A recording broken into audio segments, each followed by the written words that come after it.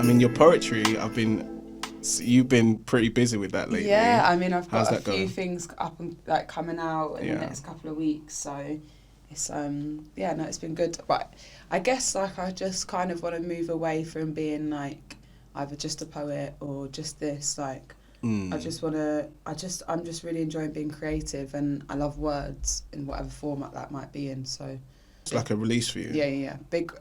I think I wrote for years before I realised I was writing poetry. Really? Yeah, and I've always loved lyrics. I've always been in lyrics. I love music. Like, I love music in general. Yeah. And the way music can...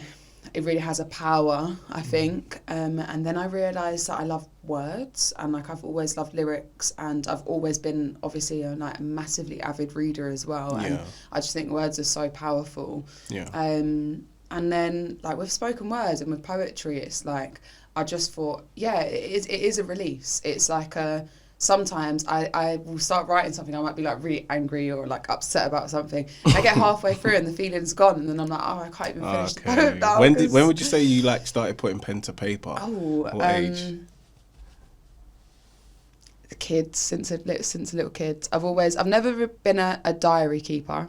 Oh, okay. Or I was anything gonna like that. ask. No, I've never actually sat down. I've always wanted to. Like, I read Yeah. like Anne Frank's diary when I was like 6, and I was like, yes, I'm going to be a diary person. But I've never been a diary person. Yeah. But I've always had notebooks, always scribbled things, always made notes, I'm quite messy, like in terms of, like some girls, they write their notes and it's all like colour coded and neat. I'm like the opposite. Like I'm so messy, and like I just like scribbling and writing things down. But I guess when I started to like really put it to poetry and to spoken word was probably about a year and a half, 2 years ago. Okay, so not that long ago. So not really that long ago. Maybe. Right. Yeah, so I started like probably performing it and stuff about a year and a half ago.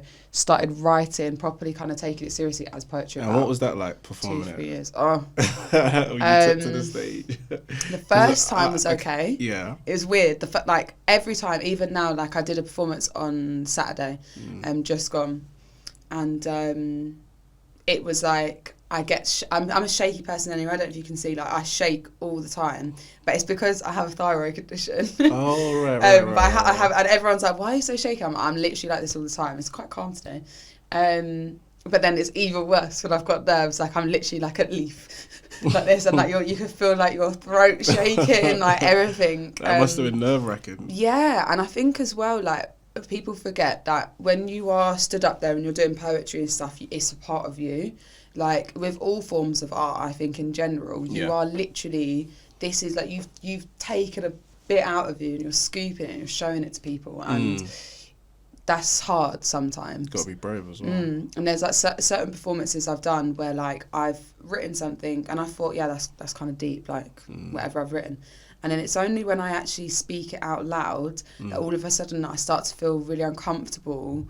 And like really like I actually never realised what you were kind of actually expressing and how deep it was. Yeah, and how much it meant to me, and actually like how it sounds not shocking, but it's I'm like, whoa, like wow, that's and I wrote that, and it was, so I don't really like to be over practiced, and so so sometimes I still shock myself in performance, but the first time was super scary. Like super scary. Like it's so scary. And like mostly poetry audiences are so nice. Like of course, they're so like lovely. Of course, and encouraging as well. So encouraging. Yeah. So like when I went up there and I was like, "Hi everybody, it's my first time," they were like, "What?" Like proper cheers. It was so nice. Oh, that's dope. But it was scary. Super scary. So and now it's just simple, easy for you, a bit more easier. Yeah, like it definitely, like I don't think if nerves go away, I don't think that you love it as much, like I feel like the biggest superstars still get nervous, like I think that's like one of like my biggest, I don't know if it's a fear, but it's just nerves. Like it's weird because after a while when I get to know people, I get to know them like individually, and then if I'm like talking to all these people that I know individually as a group, then I'm cool, but like just poetry, for example, just going up on stage, or Random. just even just reading a note out in front of like loads of people that I don't know. Yeah. That's like one of my biggest. Yeah, it fears. takes you back, doesn't it? Yeah. And I think as well, like, it depends on like what your experiences were like that as a kid as well. Do you know what I mean? Like, you know, some people, like, I'm very aware of it as a teacher. Like, some kids don't want to read out loud in class. It's like they're not comfortable with that. They're not confident with doing that. So like, if they've been forced to do those things as well, it can very much like set you up for how you feel about it moving forward as well. I think. Yeah. But I think for me, with teaching, you're on display all the time. Of course. You know, and like it's true. kind of like a performance sometimes, because you know, you work in an office job, you go in, you're having a bad day, and you sit down, you're like, you know what, leave me alone, I'm doing this, don't talk to me. And you can go on your lunch. At school, you just can't have that energy. Yeah, that's true. So sometimes it is a performance, and sometimes you have to go in and be like, right, today, yeah, cool, and you're feeling like shit, but you got to carry on. Yeah. So I think that kind of helped with the performance. If I go up, it's in a way it's more difficult because you are going up there sometimes to lay things bare. But yeah, I don't think that the nerves ever go away. I don't think they'll ever go. That's good though, man. I mean, just being a creative, or somebody that wants to be a creative, stepping out of their comfort zone is not the easiest thing to do. I mean, even with like this and what I'm doing here, it's I still get nervous as well. Although once I get into conversation, I'm fine. Yeah. Do you understand? But yeah, this is me. This is what I want to do. This is me being creative. 100%. But yeah, stepping out of that comfort zone to even take that first step to say, yeah, I'm going to do it. It's not the easiest thing. Not at all. I mean, where would you say you're at with it now, like poetry, and what does it mean to you, and what does it look like maybe like in the future? Yeah, so I guess I'm at a point in my life right now where you know, I really would like to. I love working with young people. Yeah. But I'm feeling very restricted in what you might call the system. And I feel restricted within it. And I think as a creative, being told what to do and ticking boxes, and I hate doing futile activities. I hate doing things that are not directly for the benefit of the kids or for basically the benefit of myself, or the art form. Do you get what I mean? That must feel like that. How does that feel? How does that feel? Because I think I know what you're talking about, and I know how you must feel, but how does that actually feel, what you're describing? It's so frustrating, and it feels like you're constantly like it feels like you're walking into a wall, and then you turn around and you're walking back into the next one, and you're like bam, bam, bam, like restriction barrier. And I think as a young person, it's really weird. I was speaking to, of all people, my grandmother about this. I'm probably going off on so many tangents, but I'll loop it back and it will make sense. But basically, I think, we're of this generation, like millennials, we're like the younger millennials, which I think leaves us in a weird place because we were told by baby boomers, so like Generation 4, look at everything we've done for you. You have all these opportunities, take them. You're so lucky. Look at all of you going to university. Look at all of this. Take it. You're so lucky, and you were born on the cusp of technology changes, and you're lucky. Yeah. And then we've got this younger generation, which, my brother, like Dre, I think his generation are very much, and the young people I work with are clued up in the fact that they want side hustles, they need entrepreneurial spirit, and which I actively positively promote. I think that's fantastic. But they're of a generation that's like just after us, and I feel like we are caught. I genuinely feel like our generation is very restless, very confused, and actually feels really bitter. I don't know if everyone else feels like this, so I'm really hoping someone else is going to reach out and be like, yeah, I feel you. Because I genuinely feel like restless. Like, go on, yeah. Because I feel like, but I did everything that I was supposed to do. I did the right route. I know what you're talking about. I did that, and I'm still here. I'm still never going to be able to afford a mortgage as a single person, straight up. And I worked hard. And then I'm still not there, and I feel like there's this. It's crazy you're saying this, It's proper crazy. Yeah. It's true, because this is how I feel inside, and this is how a lot of people that I've spoken to feel inside as well. And I think people don't even talk about this, No. actually. And I think I do genuinely think it's a generational thing, because I think the kids that are younger than us Yeah. are a little bit like, do you know what, we've seen it for what it is. And, you know, they grew up with social media and with technology. Yep. So the decisions that they make are more like nuanced with their world. Whereas I personally feel like we grew up halfway in between both worlds, and we're still got a foot in each. And like we're in a limbo. Yeah, and like our parents, I feel like we very much don't have the expectation of 16, 17, 18, 19-year-olds nowadays to know what they're doing. But our parents very much are like, why haven't you done that? Because we made it so easy for you to do. You had all the opportunities, but sometimes there is a much more difficult side of having lots of choice, because then you end up doing nothing, and then you end up feeling so like, oh my god, I could have done all this, I could have done all this. But it's mad now that I'm like, man, like I genuinely didn't think I was a day over 17. Like, and like a whole decade has passed since then. Like, that's mad.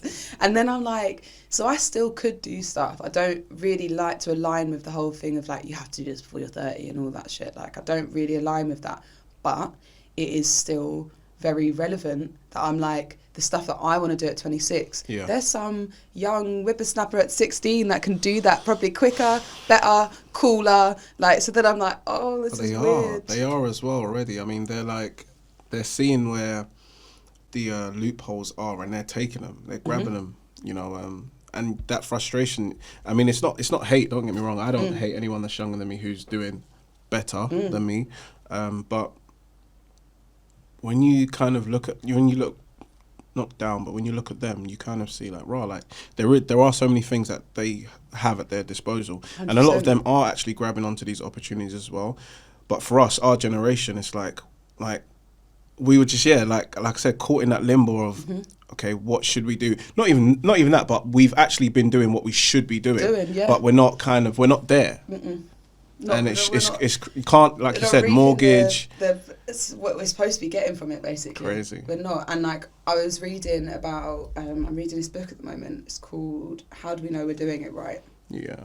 And it's all about millennial angst and all that sort of stuff. And you do a lot of book reviews as well, don't you? Yeah. So I love my reading, and like, I do think like, I don't think you should take everything you read as this is true. Yeah. Books are there to be analysed, take what you want from it. Like, do you agree, do you disagree? It's always good to be a questioning reader. Yeah. But there are some things I've like really taken from this book. I don't agree with everything she says, but like, she's talking about, you know, just simple facts. I think it was something like from 1996 until now, house prices have gone up across the whole country by 281% or something, and in London by 501 or something like that, right? But like, the wages do not reflect that. So we're told, yeah, you could do everything. Like, when I was a kid, like, you know, we didn't have loads, but I genuinely thought like, I get a good job, I'm gonna be okay. Yeah. And I'm like, why am I struggling? It's nuts. Not even struggling, but like, why am I? It's nuts. You know. It's mad. It's true though. It's like, I think as well, it's like coming in between those two places of like making sure that I want to be like fulfilled myself, but then also we have to be honest with the fact that we can be all self-love, all, you know, let's be fulfilled and, you know, but like equally I still need to be financially stable. Of course. I don't want to be rich, but I want to be stable, and I want to be able to have access to the things that other people have access to. Of course. I just don't.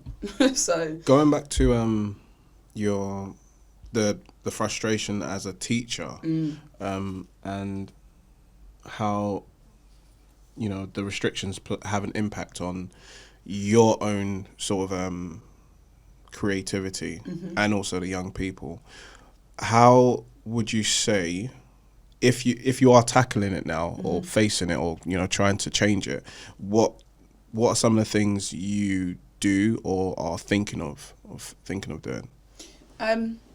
So I think one of the things I find most restricting is the fact that teachers can't be seen as humans, which I find mad, because I personally think the most effective way to work with young people is to be human. So it to me, that's like a complete weird, isn't it? juxtaposition. Like, weird. I don't get how that works. But I do understand, obviously, the importance of safeguarding, but I do think it's gone a little bit too far. So I do try and speak to the kids. I think, like, discussion is one thing that I do a lot. Like, I'm like, yeah, this is what I do. What do you do? Like, and you have to just talk to them and you have to be honest with them. And because if you're not, then I don't know. Would you say honest in a way where if another staff member heard what you said or say, it could, you know, be flagged up kind of thing? I don't think it'll be flagged, but so for example, there's politics in schools when it gets to secondary school about option picking, right? Yeah. And kids wanting to do certain GCSEs and whatever. Yeah. Some staff, have lost their perspective, I think, because they just want numbers in their classes. They're not actually thinking about the kids, or they're not actually thinking about anything to do with that. I personally think they're just going, you know, take this and then it's going to be really fun and then you're going to do this, because they're thinking about their numbers. Right. I say to kids, I really don't mind if you don't take my subject. Like, what do you want to do? Of course. Like, and also, that's how it should be. Anything I learn at GCSE, best believe I do not use now. Yeah. Like, and I'm honest with them about that. I say to them, you know, what an education is, in my opinion, is a key. So like, and it's a bit of paper that says, I have now unlocked GCSE level, step forward. I have now unlocked A-level, step forward. Yeah. Like, and it's also a time that I wasn't ready to leave school and go into a job. I needed university to do practice adulting. And I encourage kids to do that. Even though, yes, like we were just saying, I still feel restless. I don't necessarily feel like I've necessarily got somewhere, but I did learn something about resilience and hard work and what that says on my CV, regardless of whether I feel fulfilled or not. I can say to an employer, I dedicated to this, I dedicated to that, I dedicated this, and this is what I got from it. And that's what I try to instill in our kids. Yes, do your YouTube channels, do your businesses that you have on the side. Like, I'm all for that, but you still, whether or not I agree or you agree with the system, we still need to show we committed to this exam and we achieved it. And that's I think that's sorry. I think that's where the two worlds cross over, where you got your creatives who are a lot of them are dropouts. You know, they drop out of school, but then gone to do like a lot of successful things. And I think that frustration does come with you know, like you said though, making sure you have the certificates to show that you know can actually work in a professional environment, etc. But you still kind of need to be tied within the system with you know the things that you're talking about. And I think for young people, it's difficult for them to understand that. Yeah, definitely.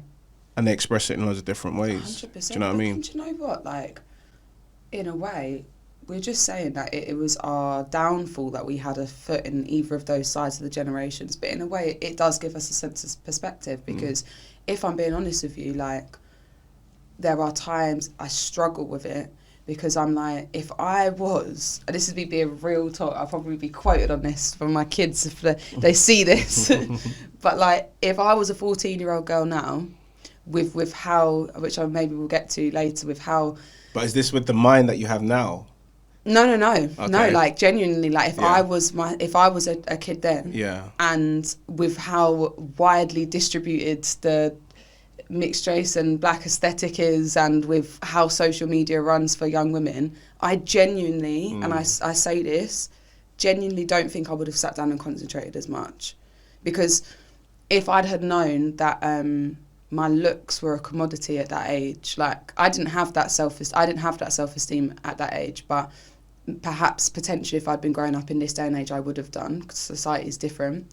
But if I knew that I could just post a picture and get $2,000, that's mad. That's crazy. That's like mad. that is actually mad. Like, people are posting like things and getting money. That's like mad. Kids are making more money from children are making more money from one Instagram post than I'm making a month. It's crazy. And like, That's how, so there are times where like, you know, you like start thinking, oh, what the hell have I been doing wrong? wrong this whole time. And like I had a situation with a boy last year. He was like, Miss, but why should I do this? Like, I make money off my YouTube page. And I was like, boy, like, I don't know, you know, stumped. So that's when I started to think I need to kind of get out of this career a little bit, because as much as I do feel like those grades show resilience and they show hard work, I also don't quite fully 150 million% believe in the system that I'm really trying to put them through. Which is crazy. It's hard being a teacher, man. Weird place to be in. It's hard being a teacher who thinks the way that you think, and I'm exactly the same way. That's crazy. It's a weird place to be in, because it's like I just want to be there to help them. I just want to be there to guide them and to help them and to make a difference for them. I mean, if school education, the system was, you know, a bit more tailored, because I always say this to people, like, if, you know, you got a class of 30 and, I don't know, I think it's a bit like that in secondary, but like this in secondary school, what I'm about to say, but if you had a class of 30 and, you know, you've got 30 kids, let's say the subject was, I don't know, IT, but every single kid in that class wanted to actually do IT. So, for example, primary school, you've got kids in the class who just don't like whatever subject is getting taught. Yeah. So you're going to get, you know, that kid is going to get labelled as disruptive and all of these things. But if, you know, the educational system was tailored, and obviously it's difficult, you got one teacher and you got a TA. How are you meant to get around to 30 kids to even bring them up? But you're just supposed to.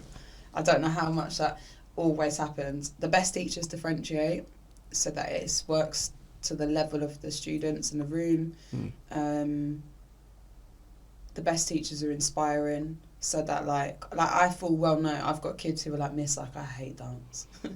But they work hard. Do you teach dance? Yeah. Oh, okay. They work hard for me because we've got a mutual respect, and they understand that I really don't care if you can dance or not. Yeah. But I appreciate the fact that you can work with a group, or you can communicate well, or you can talk. If you can talk about dance, to me, you understand it. You know. I want to ask you a question, actually. Do you think the younger generation now look at the system, they study it, and they understand that actually this system was not designed for the benefit of people, of you know, it, and they look at the system in a way where, obviously I don't want to get too deep, but they kind of understand that the system is a bit, you know, it's a bit rigged. It's rigged, 100%. And it's been created for a specific purpose. Oh, and person.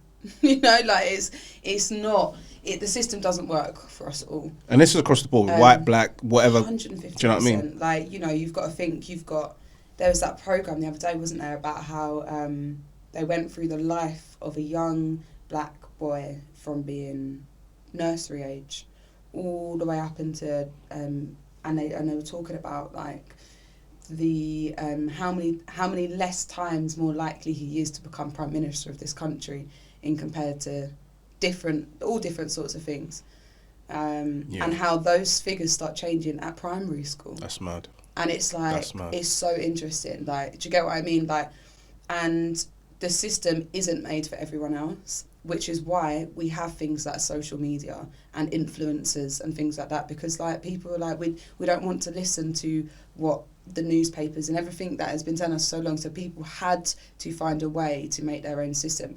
And I don't honestly believe that kids are quite there enough just yet. Not all of them, some of them are, but not all of them just there or not to be like, this isn't a system that's made for me or whatever. But we speak a lot about role models, and what they can see is people like them reflected in other places, on YouTube, on telly, on these things. So if they're thinking, wait a minute, I look at my dad, and my dad's been grafting, and we just about get Christmas presents, or, you know, my mum works 3 jobs, and she's unfulfilled, and they're looking at that, and then they're looking at said person, true or not true, because we all know about the smoke and mirrors of social media, and they go, wow, that person's got this, and they actually didn't have any GCSEs, and they didn't have that. And I think that, I think that plays a big role in it. You know, role models is a massive thing seeing yourself in someone else is a big thing. As a secondary school teacher, what would you say you see now in the younger generation? What do you see? And what I mean is, where do you see their minds? Where do I see their minds? It's a big question. I'd say that, like you said, some kids are just going to do what they're doing regardless. I'd say that it's brilliant that social media has created a platform for perhaps those creatives or those outsiders or those bad kids or whatever it is to find a place. But I'd say the general feeling at the moment, I mean, I don't want to speak for every kid or every teacher, but I genuinely feel like because of COVID and because of everything, and because of the transparency we now have about our governments and everything like that, we have this massive transparency that we just never had before. There was conspiracies. But imagine growing up and being like, wow, like the things that they actually know about their leaders and stuff is crazy. Like, that must be very weird. And I feel like I worry that the next generations, my generalised perspective is that they are very, don't care. We're going to do this and we don't care. And it's almost like everything is temporary, everything's 24 hours, and that's it. It's crazy because, I mean, I've got a 10-year-old boy, and if I'm honest with you, I can't tell you what kind of world he is actually going to be living in. Yeah. Do you know what I mean? I actually don't know. It's really scary, because I worry that there's that, like, well, whatever attitude, like, that's what it feels like from my perspective anyway. Very much like, you know what, like, why should I care about that? Why should I? And, you know, it's like we've lost this whole, you know, like even down to the basics of things that we were taught as kids. Respect your elders. That stuff doesn't stand anymore. That's gone. It's gone. Like, that's a dated mad. thing. They're like, but if I even said that to the kids, like, you know, I'm not saying that it's necessarily right, but like year 7s should be scared of year 11s. Like, not should be, but like that's how it always was. Like, now, like, I'm saying to the boys, like, you know, he's year 11, like, you should. He's like, why? Like, does he not know? And I'm like, what? Like, boy, like, it never used to be like that. And I think that they had just lost a lot of respect for the system in general. And don't get me wrong, I feel the same. But yeah, it is worrying. And I do worry. I mean, I just finished watching The Social Dilemma on Netflix. Yeah, everyone's been talking about this. Yeah, you got to watch it. I need to watch it, Yeah, you need to watch it. I've been watching quite a few things. Oh, I watched Umbrella Academy. Sick. I watched all of Luther. Did you watch The Boys? Have you seen that? No. The Boys is wicked. The Boys? Yeah, it's on Amazon though. Okay. It's so good. Bit weird, but good. Okay. The Boys, let me just give you a quick rundown just because it's so good. So it's like, do you like things like superhero things? Come on. Yeah. So it's superhero things, but the thing that I like about it is it's slightly dystopian. Okay. So it's like, instead of it being like, oh, superheroes are amazing, whatever, it's like, what would it be like if we had superheroes in this actual time in 2020? Right. So they're like part of so like they've got social media accounts and they are like accessible and they're trying to be part of the army. And like, what happens when you have a super terrorist? And like, do you get what I mean? Like, that's mad. Okay. When those things start to be, it's so good. Yeah. Go watch Netflix. it. Not Netflix. Prime. Amazon. Yeah, cool. It's definitely really good. But anyway, I feel like if you watch Social Dilemma, in the Social Dilemma, they talk about the fact that there's people in it who are actually like ex-CEOs of Twitter and everything, and they're like, we left because we were like, we never thought it was going to be like this. We never, like they're saying, like when we created the like button on Facebook, we thought it was to share love and to be like, oh, I like your post of your dog. Now it's become something evil and something to be used, and it's mad. Like they even show like the synchronicity of like on a graph about the influx of the popularity of social media growing, and then the amount of teenage girl suicides. It's literally like That's that. crazy. It's exactly the same. And this is the thing, is that it all plays into mental health as well. And this is just the crazy world that we're in, the crazy times that we're in. Like, we've got social media, the benefits, and then you've got social media, then you've got all the negatives that come with it. You've got the people that obviously look at it and they see that, raw, I can do this, I can do that. But then you have people look at it and say, raw, like, they're doing this, they're doing that. I'm a nobody, you know. I don't fit into this world. Who am I now? Yeah, it's just mad. And I think it's about who you're showing as well. Like, you know, they speak in, there's some sort of I think it's psychodynamic psychology, but they speak a lot about true self and like, what is your true self? And I think we're all really confused who that is anymore. 100. Like, I do think that is actually confusing. Who are we meant to be putting out there now? You know, like, I think that's a big thing that's going to come about. Like, who are you? Because, you know, you get these whole things of like Instagram versus reality, and people do actually do that, and that's fantastic. Yeah. But sometimes I'm like, is even your reality your reality? Which is deep. Like, are you showing us what you want us to think is your reality? Yeah. Like, that's, I don't know. This goes back to you saying, yeah, you know, being human has kind of just been chucked out the window. And that's all it is, really. Do you know what I mean? It's like, mad. It's just weird. It's and actually so crazy. For me, yeah, sorry, my chair keeps messing about. For me, yeah, I'm in a place where I'm like, I want to educate. I want to inspire people. I still want to work with young children, but I kind of need to do it like my own way.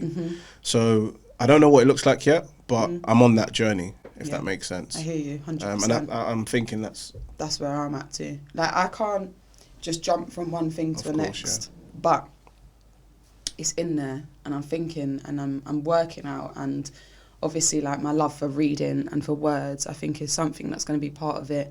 Obviously, I'm trained in dance. I love process. I love creativity and making things. So it's there somewhere. That's dope. But I just don't know what form that's going to take just yet. But it's there. Cool. But yeah, it is hard, and there's so many ways that we're restricted, you know. And like, even like for me, like, I can't, like, I think I'm at the point now where I've had a few things that have happened to me over the last year and a half personally that I think have really made me be like, you know what, like, I'm just gonna do it, like, or like, if I'm gonna get in trouble at school, am I the child here? Do you get what I mean? Like, there's not many professions where you're not able to have your own agency and create it. And I'm just like, no, I don't care. I'm just going to do it anyway. Cool. Because fire me.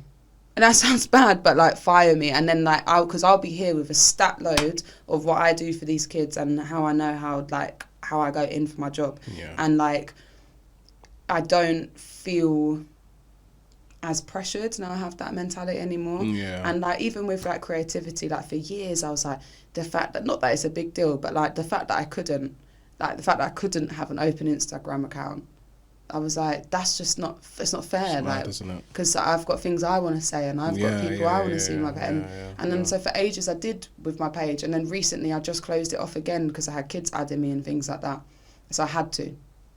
But for ages I didn't have any kids on there, obviously. Of course, yeah, of course. But like, I was so frustrated about that, because I'm like, that's my creativity. I'm not up there doing the most, like, I'm not putting up no whack dance. Like, it's not about that. Like, what I teach, it is nothing to do with that. But I still can't have that. I'm still not allowed it. And I just don't like that feeling. But now I'm almost at the point where I'm like, you know what?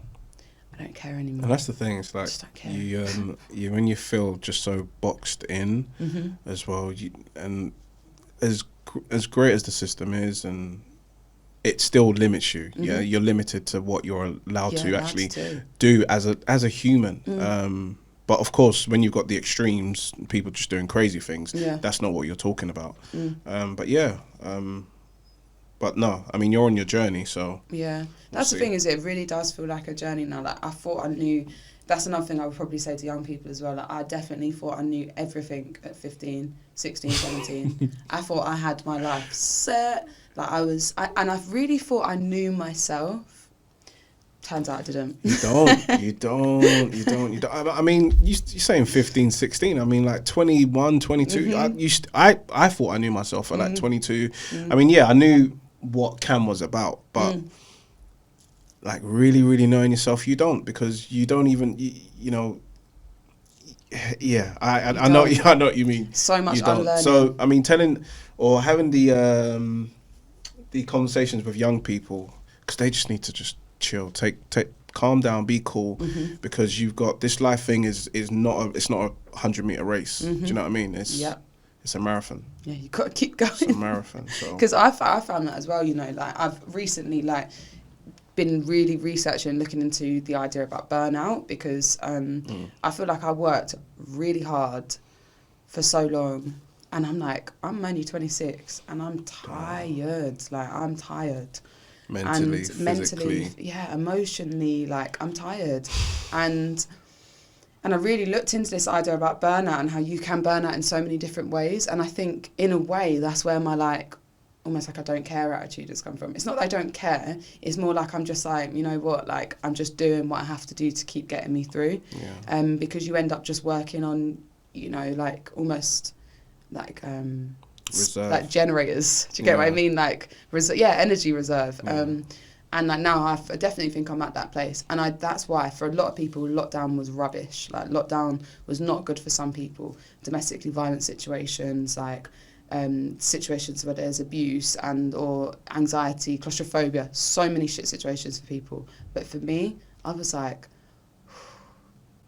felt good. It felt nice to breathe out. I still was working, still worked from home, and then when it all opened up back again in summer, I was going in with all the key worker kids, and that was fine. But the difference between going in for 4 hours a day, twice a week, or being in at 7:30 and leaving at 7 at night, 5 days a week. And you realise how much pressure you were under before. And, you know, most people just go through the motions of this and don't actually realise that they're suffering in silence in some ways, you know. Mentally, physically. Or not taking note of the symptoms that are coming up that they're not even realising are burnout or tiredness. Like, they're so irritable with their families, or they've got, you know, you get these people that are career crazy and they're like, I don't have time to date. How do you not have time to love someone? That's mad. That's mad. Like, you're so obsessed with going and you know, going to work. It's 9 to 5 for people that really don't give a shit about you and that are, you're disposable to them. You are disposable. You leave, they're going to be upset, not because you're leaving, but because they have to pay out to go and employ someone else. So you're saying, I'm going to shut myself off to falling in love and finding my soulmate, which I don't want to be a sap, but like, come on, we all want it. Like, we all want to fall in love and find that one person. True, though. But you're going to stop that because of your boss. That's mad. It's not worth it. That is what is just mad to me, and like how people think. But of course, obviously, when you've been conditioned a certain way and put through a particular system, obviously how you might have been raised as well, whatever, it all plays a part. And I think, with COVID happening, I think it's given a lot of people people like us to just actually reflect and take that breath in and just realise and look back and just look at what we've been through, or what, you know, how we feel, and then go back in and say, do you know what, actually my path needs to change. It's going to change. I mean, even like me, for example, I'm thinking now of like only working 4 days a week, just to have, you know, if we had a 3-day weekend, then maybe things would be cool, but we don't. We got practically one, because the Friday you're tired, Saturday you're recuperating from the week that you've had, then the Sunday you're getting ready for the week after. 100%, 100%. And the difference it makes is insane. Like, just being able to, I think, being in control of your own work-life balance so that you can assess it for yourself makes a big change. Definitely. I think that does. I feel like you'll really reap the benefits of that. Definitely.